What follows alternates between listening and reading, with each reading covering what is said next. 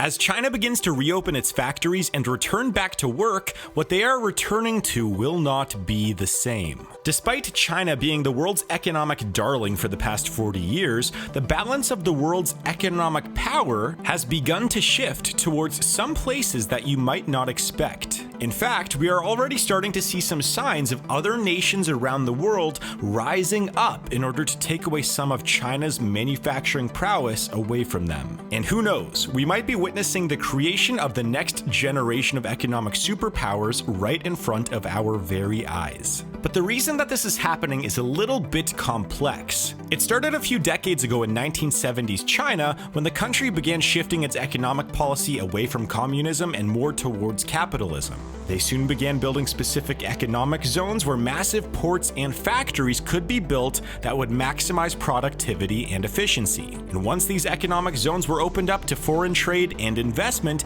China's economy began exploding. In the 1980s, many Fortune 500 companies began having their products manufactured in China because China could make their products with a similar level of quality but for a substantially lower price than if they were to have been manufactured in the West. And this was largely because of the extremely low wages that Chinese workers made, along with other factors like tax laws and import-export efficiencies. So, all of a sudden, if a competitor chose to manufacture their products outside of China, they simply could not compete on price, which would likely have made them go out of business. So that is when everything began getting made in China. By the 2010s, 1/3 of all products on the planet were manufactured in China. And within the span of 50 years, China had turned itself around from an impoverished nation of farmers to a nation that has the second largest economy in the world behind the United States. Now, despite all of this success, there have been a few strange things that have happened over the past few years. Now, here's a question for you.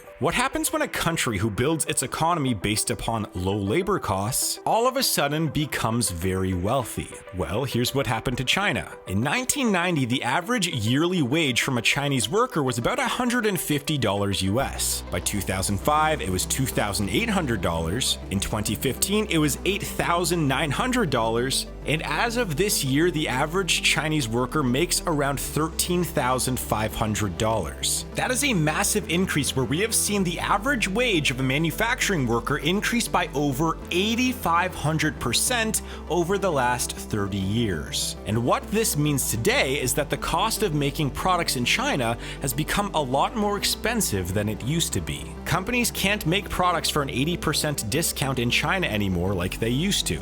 And because of this, we actually began to see a decline in manufacturing in China in 2016, where for the first time in the country's modern history, their manufacturing output actually decreased by 2%. But the success of China's economy was only the first factor coming into play when talking about the decrease in its manufacturing output. After 2016, China once again saw modest increases in manufacturing output until the United States imposed tariffs on imports from China. This caused a decrease in Chinese imports to the US by 7% in 2019 and forced many companies to begin looking for product sourcing in other countries. And if that wasn't enough, privacy concerns and tensions between China and the Western world have been on the rise ever since the country began taking over part of the world's tech sector. And ever since then, governments around the world have been actively trying to push Chinese technology out of their countries, while also incentivizing businesses to make their products domestically instead of China. In fact, just last week, the Department of Justice in the United States has requested that the FCC terminate China's telecom authorization in the United States, citing it as a national security risk. And all of these things that I just mentioned, from rising labor costs to geopolitical issues, have led us to today and the pandemic. You see, even though this China-sourced manufacturing has been slowing down over the past decade, the country still remains the largest manufacturer in the world. So, once the pandemic rose out of Wuhan and caused a shutdown of China's manufacturing sector, many countries began to run out of essential goods that they needed, simply because they relied upon China to produce them and had no backup plan. So for example, China is the leading manufacturer of medical equipment in the world. So when the world needed an increase in the supply of masks, ventilators, and gloves, they could no longer get them from their relied upon manufacturer. China is also the second largest producer of drugs and medicinal ingredients in the world. So when the pandemic hit, roughly 100 commonly used drugs were reported to be in a shortage by the FDA. And these shortages didn't just hit the medical sector, but they hit virtually every other industry. All of a sudden, small businesses looking to get inventory for tech, fashion, or any other kind of business began to see 1 to 2 month-long delays on their orders. And this seemed to be the final straw for most of the world to change their manufacturing strategy. You see, many companies in the last several months have realized that they had too many eggs in one basket and relied too heavily upon one nation in order for their business to run properly. So we have started to see a shift. Last week, Japan announced a $2.2 billion incentive plan to move their manufacturing base out of China and into Japan, while also diversifying into other Asian countries. And a recent report from Tokyo found that roughly 37% of more than 2,600 companies surveyed said that they were planning to move at least part of their manufacturing to a country outside of China. Now that brings up the next question. As China's manufacturing sector begins to shrink, and every other nation around the world begins to look to other countries to source their goods from, who will be the biggest beneficiaries of this shift out of China? Well, the first of which is another Asian country that has been quietly going through an economic boom over the last several decades. In the year 2000, Vietnam was a country that was experiencing extreme poverty throughout its population of nearly 100 million people. In fact, the GDP per capita of Vietnam was a paltry $390 at the time. But then they were dealt a gift from the economic gods. As China's population began to become somewhat wealthy in the 2000s, apparel companies like Nike began building factories in Vietnam because it became substantially cheaper to manufacture some products in Vietnam as opposed to China. And in the following decades, many other companies began to do the same. And as China's wealth began to accelerate into the 2010s, Vietnam's manufacturing sector began to accelerate as well. Today, Vietnam is now considered a middle-income country with a GDP per capita of roughly $3,000. And keep in mind that this shift from extreme poverty to middle income has occurred within just 20 years, making it one of the fastest growing economies in history. And if this trend were to continue, we could see Vietnam surpass the likes of the United Arab Emirates, Singapore, Iran, and even Hong Kong in terms of economic power within the next several decades. Another country that has benefited a lot from China's manufacturing downturn, especially over the last 2 years, has been Mexico. Tempest Capital has estimated that Mexico will be receiving between $12 billion and $19 billion in Chinese manufacturing redirects per year for the near future. And in fact, one survey of 160 executives by Foley and Lardner suggested that 2/3 of large corporations in the United States were planning on moving at least part of their manufacturing base out of China and into Mexico within 2 years. Now, who knows how many of these companies will actually follow through with their plans, but there's a lot of data that is showing how Mexico is already becoming a bigger manufacturing hub of the world. For example, in 2017, Mexico's exports to the United States have increased by roughly 14% to a whopping $320 billion.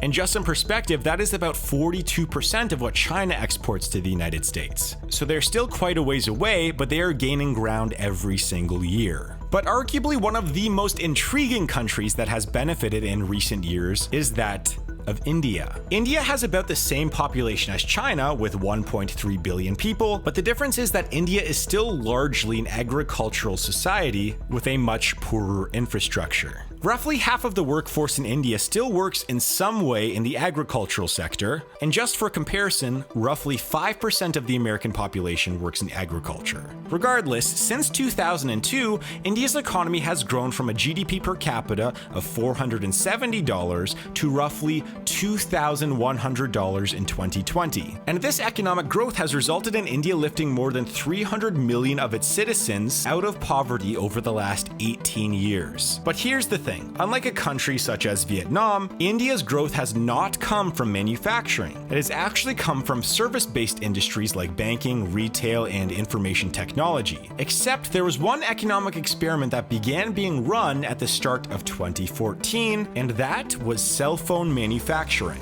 So at the start of 2014, India was manufacturing about 10 million cell phones a year. But by the end of 2019, India was producing roughly 150 million cell phones per year and quickly became the second largest cell phone manufacturer in the world. And despite this massive ramp up in manufacturing of cell phones, India's infrastructure is still seen as too inadequate right now for them to become the next China. But with big investments from companies like Apple, who have begun making some of their iPhones in cities like Chennai, we might see an expansion of India's manufacturing sector in the near future. And one key advantage that India has is a large, young workforce and an extremely low cost of labor. Currently in India, the average manufacturing laborer makes about $5 per day.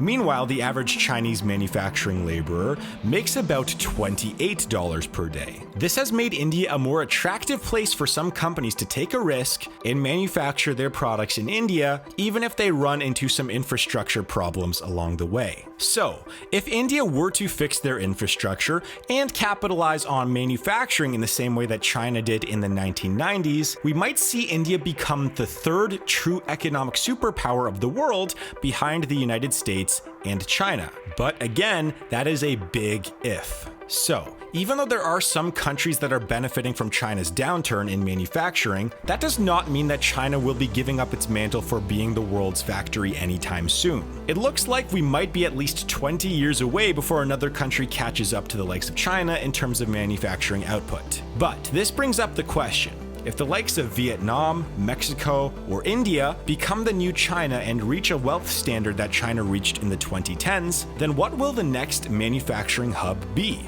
Well, some say that within 50 years, with enough advancements in AI and robotics, many products will be produced domestically by each country. But if that doesn't happen within the next half century, there is an entire continent with a large population and cheap labor force that is already being viewed as an economic battleground between the United States and China. But we will save the story of the economy of Africa for another time. So I'd like to ask you guys, what do you think is going to happen to the manufacturing sector around the world in the coming years? Do you think China will have a downturn? And who do you think will become the next manufacturing superpower of the world? Let me know in the comments down below. And if you liked this video, please check out my documentaries playlist where I have a bunch of other videos just like this ready for you to watch. So please hit that subscribe button, hit that like button if you liked this video, and make sure to click on my next video. Anyways, I will see you guys in just a few seconds.